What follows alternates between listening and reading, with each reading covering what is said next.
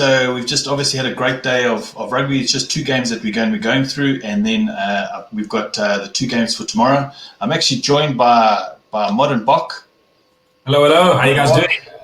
Okay. Yeah, you probably know Modern Bok from the banter inside, the chatting with him, and probably Joe and a few other players there. You know, all vying to see who's going to be the best. So how's it going at the moment? Oh, no, I'm good. I'm loving the rugby. This last weekend, I think, was definitely still the highlight. This week's been a little bit more of a try-fest week for rugby, but this weekend's just, I think, invigorated everybody. I mean, the articles are changing.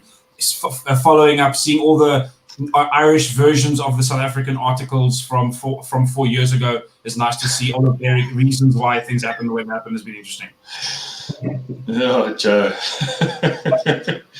unsub, please. Joe, you're addicted to our channel. There's nothing you can do. Well, there you go.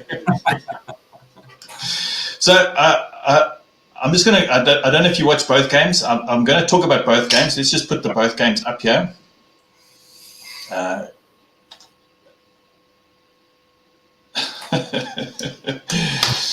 And so we had the first game today. I don't know if you watched the first game. I only went in every now and again. Yeah, I agree with that. I watched this game. I couldn't watch the entire game. I watched the second half mainly, and I have to admit it was a better performance from USA. My only concern is I felt it was a better performance because the opponent wasn't as strong. I mean, like, I felt the French just weren't able to give the same kind of forward dominance that killed the USA last time. But to be fair, 33 is not a bad score. So I guess you can't take it away too much from them. They got the bonus they needed and all that. Exactly. They've got their 5 tries. I watched mostly the first half. And the score was quite tight. I think when I was looking at the telly, it was like 12-9 or something like that. And I thought, wow, okay, this is different. I started watching some of the second half when they started bringing on their big players, but I actually, I had to choose which game I wanted to watch today. I had to work the other 2 hours, so I decided to watch the whole New Zealand game for a change. But I'm just going to go through some of the stats. I agree with you. Let's put this on here with final warning. Yeah, I know exactly what that is. I watch a lot of Premiership rugby, and what I find fascinating with Premiership rugby, you have 3 penalties in the 22. That's a yellow card. Yeah. It's like it's no questions asked. It's just you've had 3 penalties done. Next one's a yellow card, and they don't even talk about it. Like literally. They just sit there and they just give the yellow card straight away. No, and the players just accept it and move on. And maybe we should be more like that. Yeah, exactly. And in Pro 14 is exactly the same. Three penalties in the danger zone. The next infringement is a yellow card. Done. And I think that's completely fair. I feel especially a lot of like we see in Southern Hemisphere rugby and also international, it's almost like the whole focus is not getting yellow cards. And as much as I understand that, players need to realize the consequences. And I feel some teams exploit that. They realize that it's a lax thing, so then they'll push it until it's an act. They'll just push the boundaries of it, which can, I think, affect the quality of the game. I think in the danger zone, in the 22 or maybe even in the 5 meters, that's it, done. 3 infringements in that point, and it should be a yellow card. That's honestly what I believe. But between the 222s, a fair game. You know what I mean? But in the danger zone. Let's just do that. So I'm not really going to talk much about that game. It was a pity that I missed it. I did record it, so I'm probably going to watch it a little bit later. I know I say that, but I probably won't. I end up running out of time, and then the next day's games are on. Yeah, I think the bad thing is the scrum success. I think from both teams was just not strong. I think that's probably my focus that I noticed. Like it wasn't great scrum from both performances, and I think that was just not being able to gel. I think or challenge each other. I think also Canada did a hell of a lot of changes. France did a hell of a lot of changes for that game, so they were going to be a little bit off. Not exactly. No, exactly. They're going to be a little bit shaky.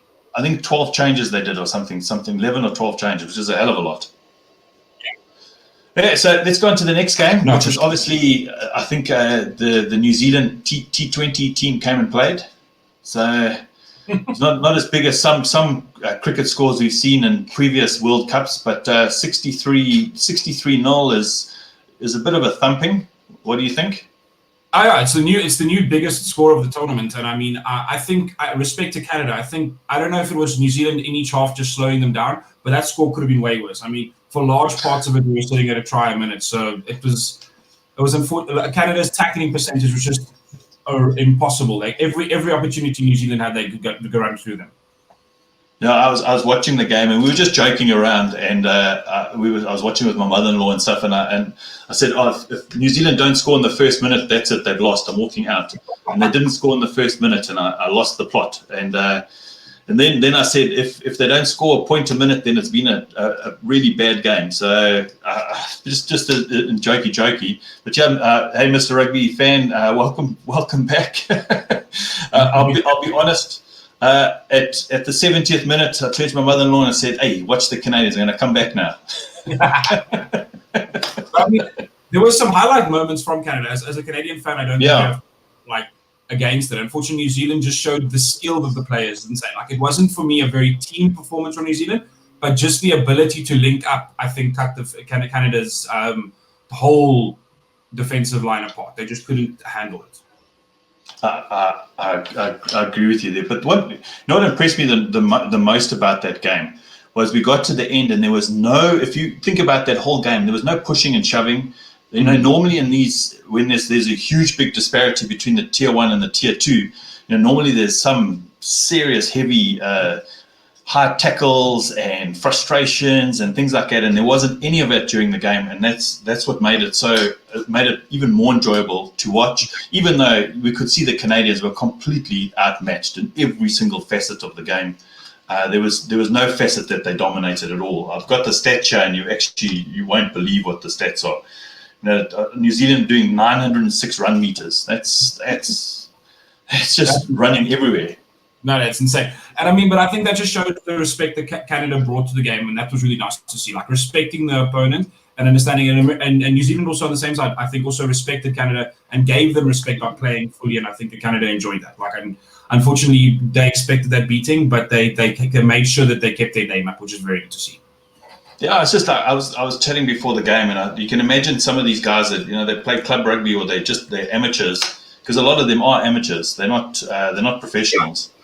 And like Joe was saying yesterday, 20, 30 years down the line, you've got an All Blacks jersey, and you say, "Hey, listen, this is what I faced at the World Cup. I faced the mighty All Blacks." So I think very few people can say that, because what's the chances of Canada A, making the next World Cup, and B, actually being in the same pool as New Zealand? So it's kudos to them, It's historic. It's historic. And I mean, that was what I was hoping for when I saw that nice Canada break at about 35 minutes where they were running for the line. They were so close and New Zealand ran them down. And I was just like, I wanted him to score that try just so that he could tell his grandparents, because I thought of Joe's comment yesterday. Like, it's like, imagine I scored a try against New Zealand. Like, that would imagine how much bar cred you'd have. So sitting there having a few dops with your mates, and you say, "Hey, guess what I did?" But what was that last almost try by Barrett?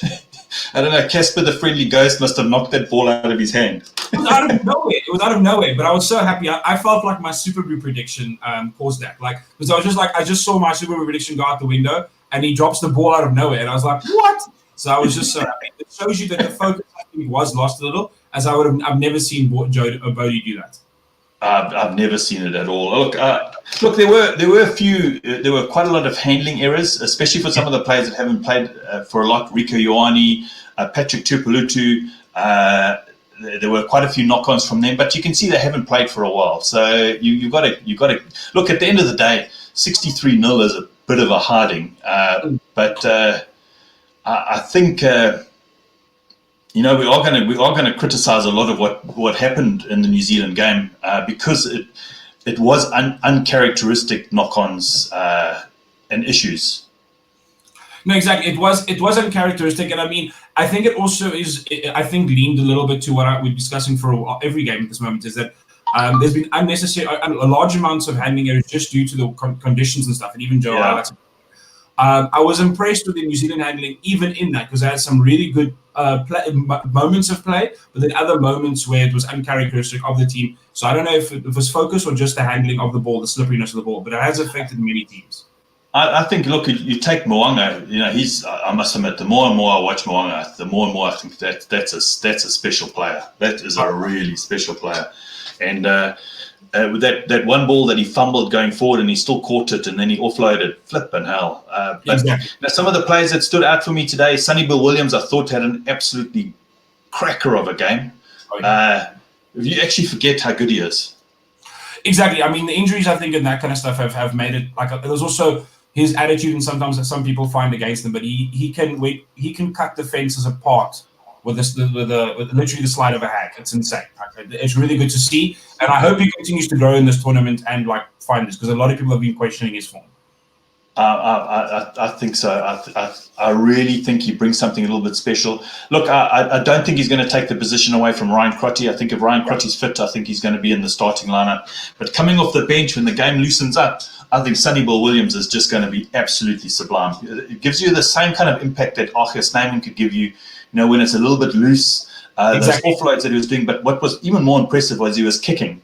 So he was kicking through the defensive line and actually scoring. And I think that we haven't really seen that from Sonny Bill for a long time. Exactly. Yeah, exactly. Evolving his play a little bit. But that's something I want to highlight.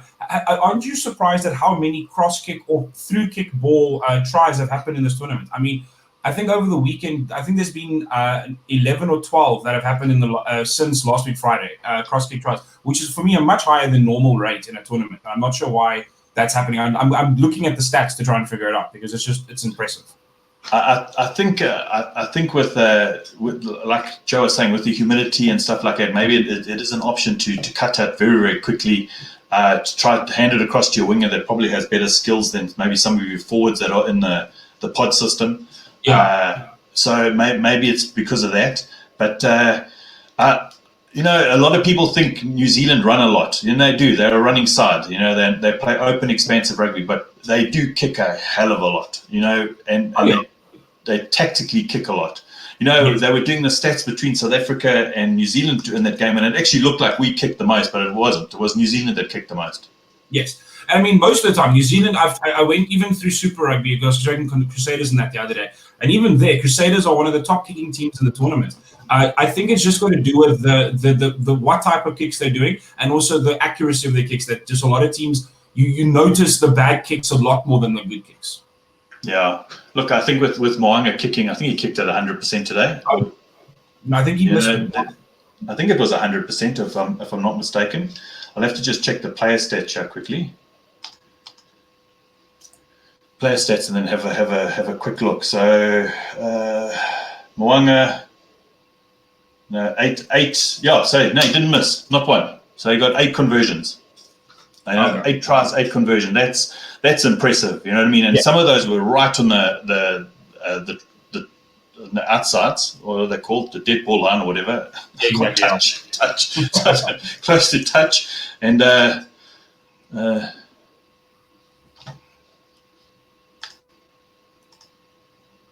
yeah, I agree with you there, Joe. It does make a lot of sense, and I think also with the rush defense that's coming up with the real hard press defense, I think doing the crossfield kick is probably a really quick way of getting past that.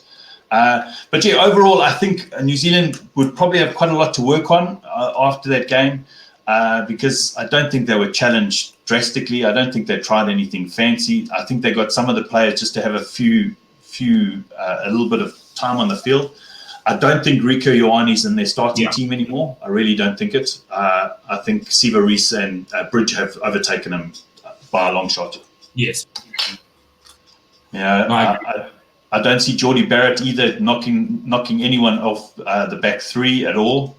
Jack Goodhue didn't have such a great game. I didn't think he blew the world away. Even with his mullet. No, exactly. I think there's definitely other players, but unfortunately, as we even like with the Namibia game, there's a lot of. It's very tough to gauge the quality of the players on a game like this. But I agree with you that they considering the space and the situation that they just didn't perform as much as they could have. Yeah, so look, overall, it was a great victory for them. I don't think they're top of the log just yet. I think Italy's still top of the pool. Yeah. So yeah, Italy are top of the pool, yeah. So we'll see what happens after Friday hopefully when we beat them, and then. But yeah, what I'm going to do is we're just going to talk about. We obviously got the games for tomorrow. I actually took it down too early that thing, so let me just share it again. Just want to share one thing, unless you guys have seen the article. One thing interesting. This is a record in the sense that it's the first time 3 brothers have each scored a try in a game in a World Cup. So at least New Zealand got that right. Maybe that was the secret plan. Yeah, I think so. But yeah, let's talk about tomorrow's games. We've got Georgia versus Fiji, and then Ireland versus Russia. I've put Georgia, Fiji. I've put Fiji to win by 6. I think Fiji have to do something to get that 3rd spot so they can at least qualify for next World Cup. Exactly. This is probably for me tomorrow the biggest game. I'm quite excited for it. The Ireland-Russia game is interesting, but it's for the reasons of the weekend. But this game, considering the results prior, is quite fascinating because Georgia, I think, had a really dominant performance over Uruguay, whereas Fiji obviously didn't. And the question, what I've been wondering is that the set piece from Georgia that's really just what was the difference between those 2 games? Or was it just Uruguay was that much more tired and they couldn't perform here? Yeah, I think I have a feeling the Uruguayanians, I think that's how you would pronounce it, I'm not sure, people from Uruguay, I think they'd had their one big victory. They partied way too much of a quick turnaround time. And yeah, never going to Mr. Rugby fan again. Russia for the upset. No, collectively, Ireland would literally cease to be a country. So much. No. I think it would be I don't know if we'd have to ask Joe. Do people drink more in Ireland when they're sad or when they're happy? That's what we would have to answer. How much Guinness will be consumed if they lose or if they win. So yeah, let's see how that happens. But I've predicted Ireland to win quite comfortably by 36 points. They'll get their bonus point victory by a long shot, and I have a feeling Russia may score a try, and that's it. Yeah, I'm even going to say that I don't think they'll score. I mean, if Ireland refine their defense like they did against the Scotland game, I've got a feeling it's going to be similar to that with just more cutting attacks from Ireland. Unless they try and mix up a lot, it'd be hard for Russia to even get 1 point through that impressive defense. Yeah, I just think with Ireland, I'm glad that they've kept to their structures, that they've replaced a lot of the players. I'd really like to see Sexton back on the field, really controlling the game. I just think what I'm going to do is I'm just going to take down this slide and then just actually put up the Ireland team. And we might as well just talk about the Irish team that's coming up tomorrow. Yeah. I think, gotta love Mr. Rugby fan.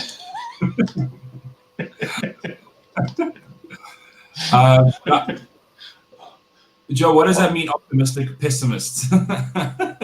Just not sure exactly when to drink, just always drink. Yeah, so here's the team for Ireland tomorrow. And I think we'll just talk about Ireland because I think let's be honest, they are a contender. I still think they're probably going to top their pool. I think they just had one bump in the road against Japan, and I think getting that one. Actually, if Japan win all their games, and obviously Japan are going to top that pool. But I think I'm not 100% sure if Japan are going to beat Scotland. But let's see. You know what I mean? I think they're poised for it. But let's just talk about the game tomorrow and the teams. So we've got Kilcoyne at 1, Scannell at 2, Ryan 3, Byrne and Klein at the locks, Ruddock, Amani and Murphy as the loose trio. McGrath and Sexton as the halfbacks, Aki and Ringrose as the centres, Earls, Conway and Kearney as the back 3. What do you think of that team? I think it's very good. I think Furlong is taken off due to, I don't think he probably was one of the biggest players punished for that game against Japan. And it's obviously the big talking point here, Sexton back. Can he right the ship in that sense? And question number 2 is he going to kick for this game? Because that was everybody saying, is he just in here as a figurehead, or is he fully fit again to be able to perform? That's probably my biggest 2 questions. I enjoy McGrath at scrummy. He's really, really entertaining as a scrum half. And the rest of the team is a strong team. And I for example, Kilcoyne has really had a good season and continues to impress. Yeah, I was actually Joe, because Joe just made a comment there. She didn't want to see Sexton playing, but maybe have Carvery start. I remember with when Eben Etzebeth came back, and Russie was saying that, and they were saying, well, why did you start him off the bench? And he said, well, if say Carvery went down in the first 10 minutes, then Sexton would have to come onto the field and play a full 70-minute game. So it makes more sense for him to start and then take him off early than for him to actually be sitting on the bench just in case something goes wrong. But yeah, I do agree. I wouldn't have played him at all. I think Carvery would have easily been able to handle anything that Russia could throw at them. Exactly. But maybe he's feeling a little bit rusty and needs a bit of game time. Exactly. I think Sexton, I think it's also to quell some opinions from fans and that, everybody arguing that. So I think it's just maybe to just silence somebody there. And I've got to feel, I don't think he'll play much longer than 20 minutes in this game. And I'll just swap. I don't see it being much more than that. It's just to show his fitness for the World Cup. And maybe, as you said, game time is needed. Interesting. Yeah, no, Karen? I was obviously also Murray over Murray not here. I'm quite interested and surprised in that. I find he a lot of people are blaming him for the performance. What do you feel? You know what? I hate it when people get singled out. So it's like a lot of people saying, well, why did CJ Stunder run into the other player? And you're going, well, there was one moment, you know what I mean? And both players ran into each other. So like a lot happened there that made him play, because it's very difficult to be a 9 that's playing behind a forward pack that don't have dominance, that aren't winning the rucks. So they weren't going backwards, but they weren't on front foot ball. And It's super difficult as a 9. You've got to be a really good, astute 9 to be able to go behind a pack that's not dominant. And that's where I think the Japanese were up for that game, and they were doing dominant tackles. And when you're going backwards as a 9, you're really under the cloche big time. That puts more pressure on your 10, and you just don't get that go forward at all. What are your thoughts on that? Exactly. I mean, that's what I also felt. I felt like Murray also wanted to use this game as a way to get back into it. But I think overall, that was the biggest problem with that game. I think the Irish, especially considering the dominance of that forward pack in the Six Nations and any game they've really faced in the last year, they didn't expect the Japanese to face them as hard as they did. And that caused, I think, a whole literal cascading of the team's confidence, which you could start seeing definitely at about the 50-minute mark, which they started to slow down. They started strong, but then with that impressive forward performance from Japan, they couldn't handle it. But that Joe comment of here I am, number 1 player in the world, tackle me, is fair. I get what you're saying. Protect him, but at the same time, you can't protect him for the whole tournament. Yeah, it's tough. You know what I mean? It's difficult because look, I was reading through the paper. Joe did bring it up yesterday, talking about the ref calls and stuff like that. That World Rugby have come out now and said there were 3 wrong calls, especially on the offside line in an Ireland game, and I think it was the offside line that they were talking about. Well, I could get my games mixed up. And then, did you see Angus Gardner's been basically dropped from I think the Argentina-England game? I did see that, yes, yeah. So Angus Gardner's never been my favourite ref ever. Yeah. but yeah, that's a big call because it is keeps on cropping up this ref issue, and I'm hoping that it gets sorted out sooner rather than later. No, exactly, but I do find it odd that there was. I know that yes, the ref there was some questionable things of the ref, but unfortunately, that's been a lot of the game. So I did find it odd that World Rugby singled out that game, as I don't think it was the worst. As an Irish fan or even a Japanese, I don't think the ref lost in that game. Japan were the better team on the day. Yeah, you've actually got to boil it down to that. For me, that's what you've got to boil it down to, and. Yeah. I just think we maybe take a book out of Steve Hansen's book and say let's just leave the refs alone for a bit, because I think playing on the pressure is just going to make it worse. Exactly, and I mean the problem is they're starting to second guess calls, especially, and I mean you're getting some people arguing too many yellow cards, some people arguing too few yellow cards, what the color of the card is, and the problem is it's starting to become then about the ref watching the ref instead of watching the rugby, and that's frustrating. But it's not. I'm here to watch rugby. If I wanted to watch a ref, I don't know, I could have watched something else. Let's hope that there's probably a handful of refs that I'm hoping will do the semis and the final. So you're talking Nigel Owens, Jaco Paper.